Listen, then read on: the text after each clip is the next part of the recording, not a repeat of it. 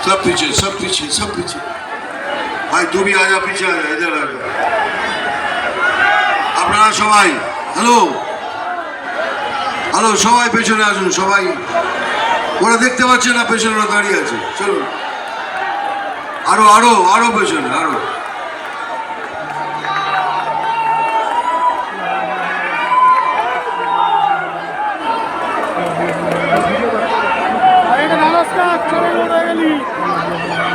ভাগ্যিস ভাগ্যিস আমি এই মাইকটা কেড়ে নিলাম তাহলে সন্ধ্যে হয়ে যেত ফুল আর ফটো নিয়ে আরে ভাই এ ভাই হিন্দি বলবো না বাংলা চলো পিছে চলো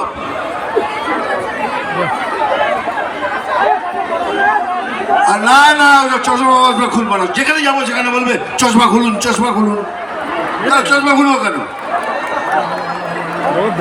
আরে চশমা খুলিনি বলে চোখটা বেঁচে গেল ওই যে আমি দেখে এসছি আপনাদের হ্যাঁ এই যে এরা এরা এই মুঠো মুঠো ফুল নিয়ে চোখে মেরেছে এই যে ওই জন্য চশমাটা পরে থাকি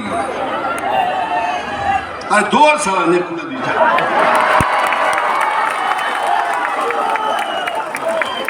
ও মুখ দিয়ে সারা বেরিয়েছে মানে সারাটা গালাগাল দিইনি ভালোবেসে আমি জানি ওখান দিয়ে উঠছিলাম বলে দাদা চশমাটা করে একটু চোখটা দেখাও তোমার চোখটা কি সুন্দর আমি জানি ভাই আমার চোখটা সুন্দর আমার একজন মহিলা কি বললেন দাদা এই বয়সে কি দেখতে মাইরি এটা সত্যি তো আরে একটাই বাঙালি আছে একটাই একটা বাঙালি আগুন জ্বালিয়ে দিয়েছে ভারতবর্ষে বোম্বে জ্বালিয়ে দিয়েছে পৃথিবী জ্বালিয়ে দিয়েছে এটা না বললেও তোদের স্বীকার করতে হবে কিছু করার নেই এখানে উপস্থিত যত আমার মতুয়া ভাই বোন আছে সবাইকে আমার অভিনন্দন আমার যারা মুসলমান ভাই বোনরা আছেন তাদের সালাম আলাইকুম আদাব এবার আমি বক্তৃতা দিই না এখানে এটা একবার এটা বলা উচিত আমি অভিনন্দন জানাচ্ছি দেবুদাকে অনলকে রাজকমলকে প্রদীপকে তারককে মীনাক্ষীকে প্রণবকে তমালকে বাণীকে অনিমা নিরুপমা এবং দুলালকে সবাইকে আমার অভিনন্দন এবং যারা বাকি রয়ে গেছে ওটা পরে আর যাকে সব থেকে বেশি অভিনন্দন জানাবো তিনি আমার সামনে বসে আছেন শান্তনুদা শান্তনুদার জন্য একটু স্পেশাল কথা বলার আছে আমার এই জন্য একটু সময় নিচ্ছি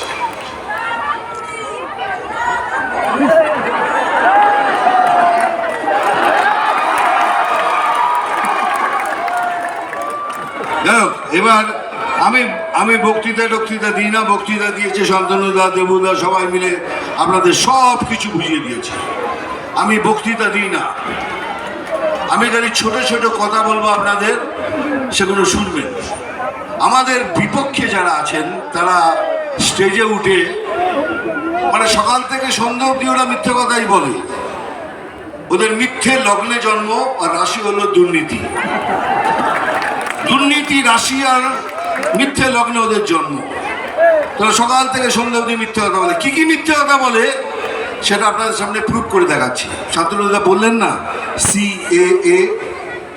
সিএটা বলে নাকি করলে পরে তোমাদের এখান থেকে তাড়িয়ে দেবে তোমরা মরে যাবে তোমরা বেঘর হয়ে যাবে খালি ভয় দেখান এই 10 বছর ধরে ভয় দেখিয়েছেন আবার একবার ভয় দেখাচ্ছেন মুসলমান ভাই বোনদের একবার ভোটে জিতে আসুক তারপরে যে যা ওই বলে না দুধের গাড়ু গই যারা দুধ দেয় তার লাথি খাওয়া গেল দুধ দেওয়া বন্ধ করলেই ওদের লাথি মারবে শিওর এই পার্টি যে সকাল থেকে মিথ্যা কথা বলে যে কি বলছে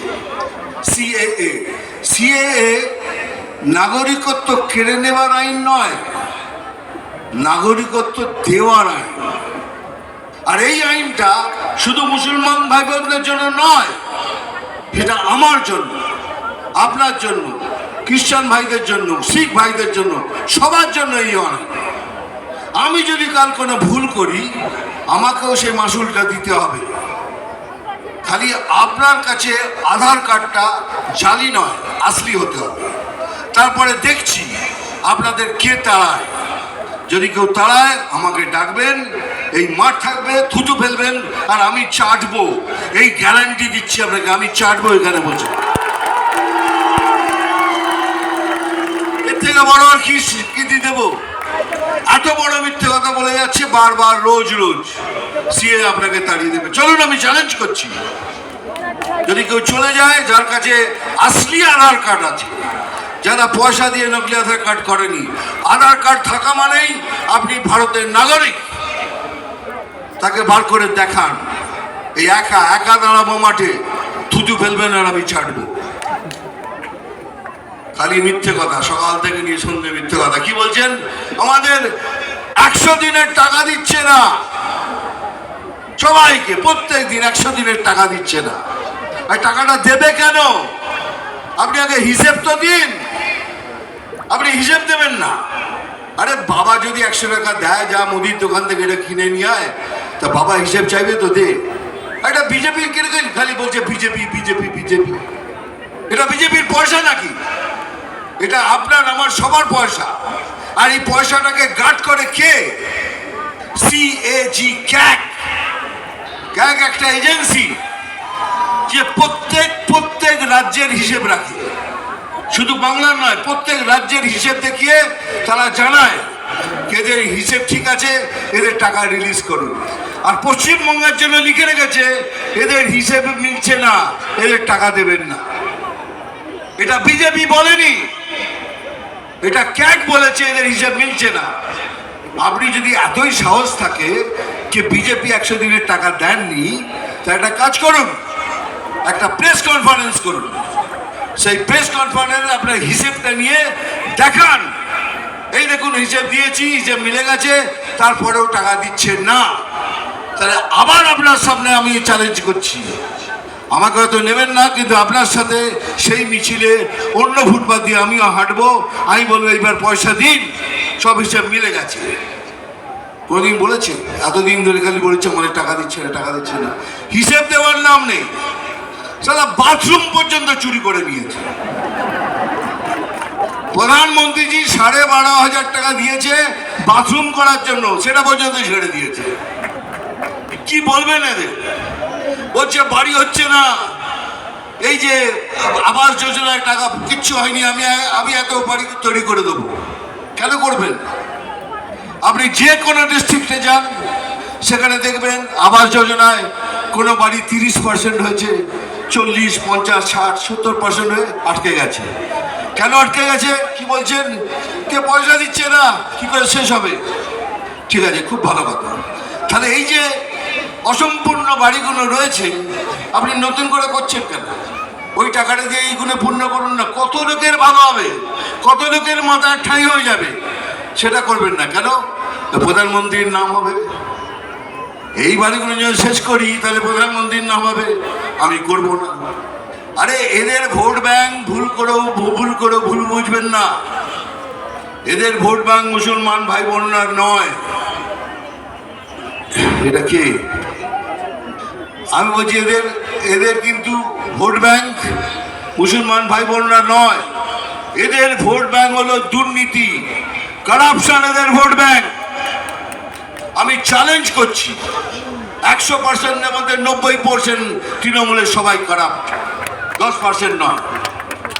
এই যারা হাতে ফ্ল্যাগ নিয়ে ঘোরেন না, তাদের পর্যন্ত আমি চ্যালেঞ্জ করছি, তারা কোনো না কোনো ভাবে এই কারাপশনের সাথে যুক্ত আছে। আর কেউ না কেউ ইনডাইরেক্টলি ওদের সাথে যুক্ত আছে। তাহলে কোনো সভ্য সমাজ এই পার্টির সাথে যুক্ত থাকতে পারে না, ইম্পসিবল।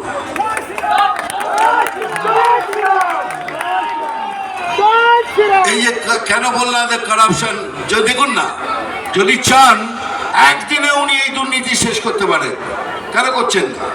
উনি জানেন দুর্নীতি শেষ হলেই আমার সরকার চলে গেল, আর কেউ আমাদের ভোট করবে না। সেজন্য দুর্নীতিকে বাঁচিয়ে রাখতে হবেই, যেভাবেই হোক দুর্নীতিকে বাঁচিয়ে রাখতে হবে। সেই জন্য পশ্চিমবঙ্গে এখন পরিবর্তন দরকার। আর যদি এইবারে পরিবর্তন না হয়, তাহলে জেনে রাখবেন আমাদের পশ্চিমবঙ্গের কালকের দিন খুবই খারাপ হবে। সেই দয়া করে মনে রাখবেন, ছাড়বেন না। কেন আপনাদের একটা কথা এবার আমি জিজ্ঞেস করব, আমি কাউকেই বলবো না আমার কথা শুনে আপনি কাউকে ভোট করুন, আমি কাউকে বলবো, আমি কিছু প্রশ্ন করব। হ্যালো, ও দিদি, চুপ করে থাকুন, নইলে পেছনে চলে যান। আমি একটা কথা খালি জিজ্ঞেস করব, আপনি হ্যাঁ আর নাতে আপনারা জবাব দেবেন। বিজেপি কোন দুর্নীতিগ্রস্ত পার্টি না, জোরে বলুন না। এরা গরু চুরি করে, কয়লা চুরি করে, এরা বিদ্যা চুরি করে, রেশন চুরি করে, সেই রকম একটা পার্টি এমনই একজন সৎ এবং স্বচ্ছ এই শান্তনুদাকে সিলেক্ট করেছে। এই হলো বিজেপি পার্টি। আর ঠিক অপোজিটে দেখুন একটা পার্টি আছে, জোরে বলবেন, এরা দুর্নীতি করে, গরু চুরি করে, বালি চুরি করে, বিদ্যা চুরি করে, রেশন চুরি করে। সেই পার্টি একজন ক্যান্ডিডেটকে সিলেক্ট করেছে, আমি কারোর নাম নিই না। তাহলে দুর্নীতি করা পার্টি যদি একজনকে সিলেক্ট করে, আপনি তাকে ভোট করবেন না এই স্বচ্ছ সৎ লোকটাকে ভোট করবেন?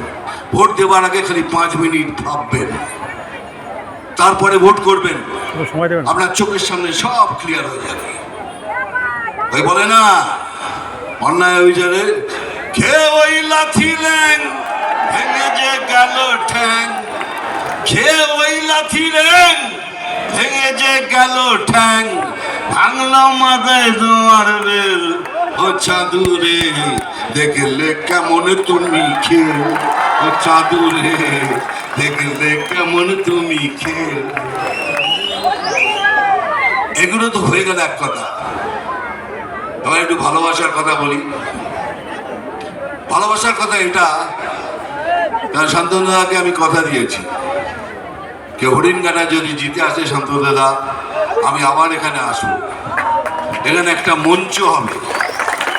আর যে গানটা দেখলেন এটা এইটুকু না, পুরোটা হবে, আমি করব, বিরাটভাবে জলসা করব আমরা। সেদিনের অপেক্ষায় রইলাম, আপনারা সবাই আমার সাথে থাকবেন। খালি দুঃখটা কোথায় জানেন? এই আমাদের গড়া এই বাংলা আজ কেন হয়ে গেল কাংলা। যদি প্রশ্ন করে বীর নেতাজি, কি তার জবাব দেব আমরা? ওই আমাদের গড়া এই বাংলা আজ কেন হয়ে গেল কাংলা। যদি প্রশ্ন করে বীর নেতাজি, কি তার জবাব দেব আমরা? বন্দে মাতরম, বন্দে মাতরম, বন্দে মাতরম। ভালো থাকবেন, জোরে আমার সাথে একসাথে বলুন।